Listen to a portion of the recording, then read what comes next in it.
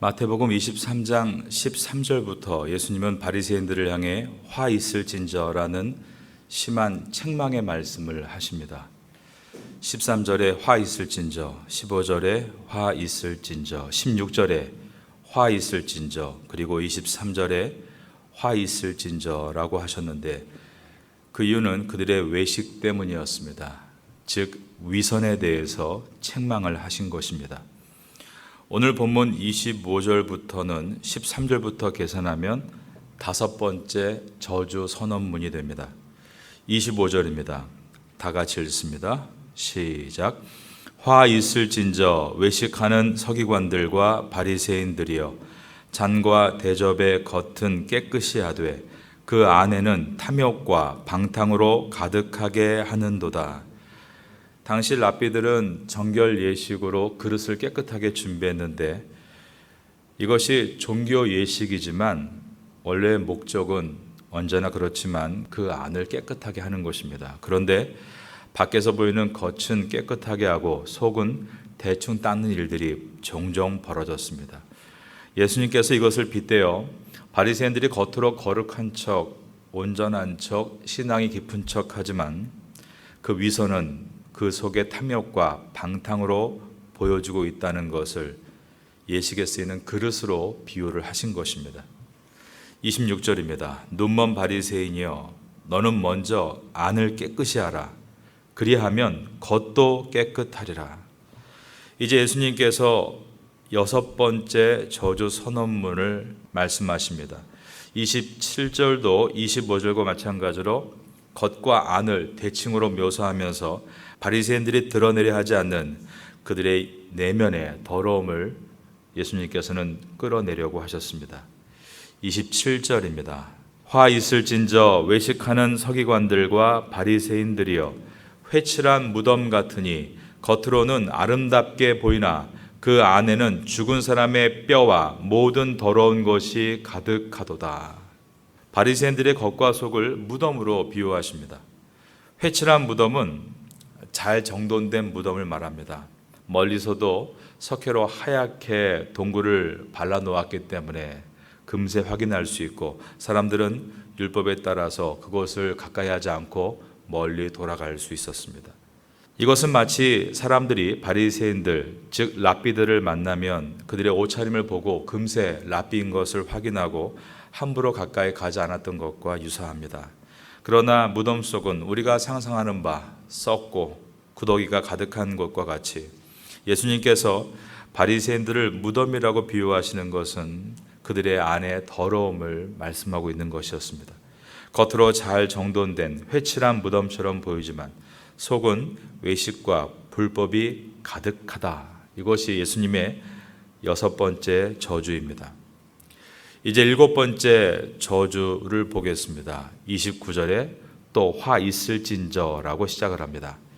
화 있을진저 외식하는 서기관들과 바리새인들이여 너희는 선지자들의 무덤을 만들고 의인들의 비석을 꾸미며 이르되 만일 우리가 조상 때에 있었더라면 우리는 그들이 선지자의 피 흘리는데 참여하지 아니하였으리라 하니 그 당시에 추앙받는 사람이나 영웅들의 무덤을 만들고 비석을 세우는 일은 유대인들의 전통적 관습이었고 성전 금고에 돈을 여기에 쏟아 부을 만큼 전 국민적인 관심사였습니다. 그런 까닭에 유대 사회에서 자연스럽게 무덤 예술이 발달하게 됐고 무덤을 만들고 비석을 세우는 목적은 옛 선인들의 수고와 헌신을 기억하고 발자취를 쫓는 의미인데 이 랍비들은 그들을 흉내내면서 사람들의 존경을 불러일으키게 하려 했던 것입니다. 종교의 힘으로 자신들의 권력을 더 강하게 만들어 갔습니다. 그러므로 앞에 있는 6번째 저주에서 예수님이 그들의 삶을 무덤으로 비유하신 것은 매우 적절하다라고 말할 수 있습니다. 그런데 이제 30절을 봅니다. 만일 우리가 조상 때에 있었더라면 우리는 그들이 선지자의 피를 흘리는데 참여하지 아니하였으리라 하니 바리새인들은 말했습니다. 만약에 우리가 우리 조상의 시대에 살았다면 결코 선지자를 죽이는 그런 어리석은 일에 가담하지 않을 것이다. 그러면서 간접적으로 자신들이 조상보다 더 도덕적이고 종교적이다라고 과시했던 것입니다. 근데 이러한 일들은 사실 우리 속에도 언제든지 일어납니다. 어떤 분은 성경을 읽으시면서 나는 이스라엘 백성들이 왜 이렇게 바보 같은지 이해를 못하겠습니다. 하나님이 하지 말라는 일을 하지 않으면 되지. 그렇게까지 말씀하셨는데도 결국 잘못을 저지르고 나라가 망하다니요 라며 혀를 끌끌거리는 사람들이 있습니다. 뉴스를 통해서 어느 유명한 교회의 비난이 나올 때 함께 비난하고, 어느 유명한 목회자의 욕을 할 때 함께 욕하며, 어느 유명한 장로 사업가의 잘못에 대해서 그 비리를 함께 흉을 봅니다. 그러나 그것이 곧 자기라는 것은 생각하지 않습니다. 우리는 또 조심하고 조심해야 될 것이 있는데, 그것은 모든 성경의 말씀은 남을 향한 말씀이 아니라 나를 향한 말씀이라는 사실입니다. 내가 곧 회칠한 무덤이라는 것을 봐야 한다는 것입니다. 31절입니다. 그러면 너희가 선지자를 죽인 자의 자손임을 스스로 증명함이로다. 예수님께서 히브리인들의 생각을 가지고 말씀하십니다. 히브리인들은 아목의 아들이라는 표현을 많이 쓰죠. 구약의 대부분이 그렇게 시작합니다. 그 표현은 아버지와 같다는 의미입니다. 예수님께서 너희들은 조상들과 다르다라고 말하지만 너희는 그 조상의 자손들이 아니냐라고 물으시면서 너희들 또한 다를 바가 없다라고 말씀하십니다. 그리고 스스로 증명함이로다라고 하신 것은 그들이 이미 세례 요한을 죽였고 이제 며칠 후에 이 땅에 오신 메시아 하나님의 아들이신 자신을 죽일 것이라는 것을 미리 예언하고 계신 것입니다. 이들은 말씀을 들을 수 있는 귀가 분명히 있었습니다. 왜냐하면 벌써부터 예수님을 어떻게 죽일까 여러 번 회의를 마친 상태였기 때문입니다. 그러나 그들의 양심의 귀는 어떤 영문인지 자신이 듣고 싶은 것에는 귀가 열려 있고 자신이 듣고 싶지 않은 것에는 귀가 굳게 닫혀 있었습니다.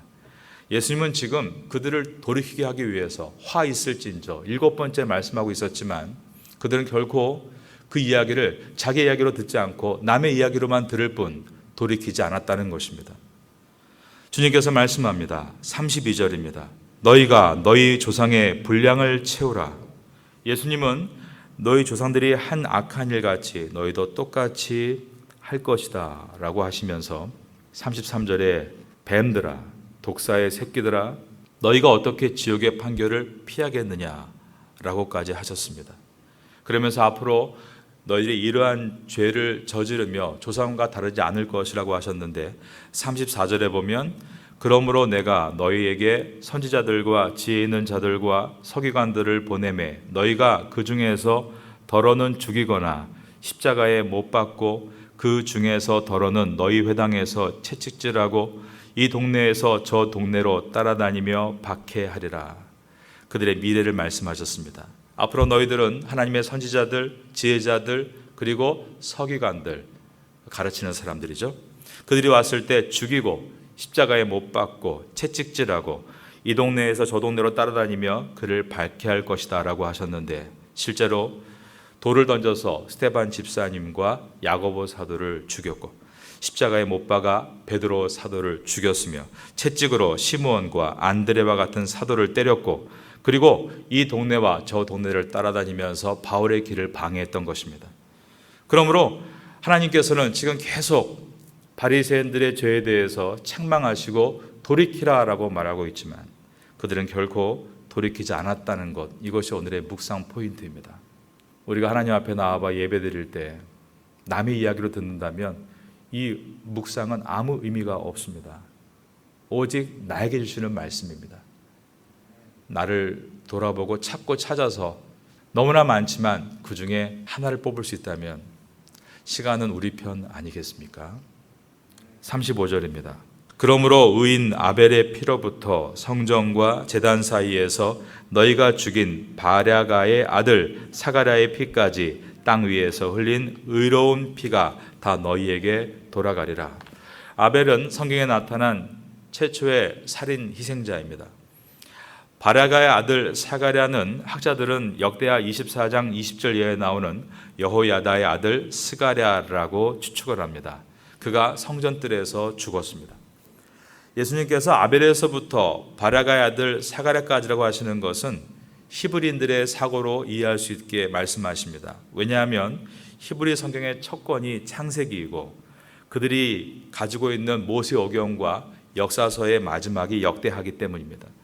이들이 모두 순교했다는 것은 정통 히브리인들이 이해할 수 있는 범주에서 말씀하신 것이고, 우리 기독교적인 입장에서 본다면 창세기에서부터 요한계시록까지입니다.